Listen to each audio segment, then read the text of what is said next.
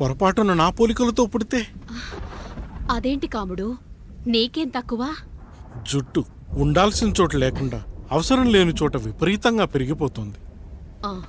మనకు పుట్టబోయే బిడ్డ గొప్ప అందగాడై ఉండాలి. ఇదిగో రోజు ఈ దేవుడి ఫోటోలు చూడు, వాళ్ళలాగే అందంగా పుడతాడు. కడుపుతో ఉన్నప్పుడు ఎవరి ఫోటో చూస్తే ఆ పోలికలతో బిడ్డ పుడతాడా? కనిపించని దేవుడి పోలికలు నా బిడ్డకెందుకు? ఈ ఊరికి దేవుడు రాయుడు. నా బిడ్డ ఆయనలాగే పుట్టాలి, ఆయనలాగే పుట్టాలి.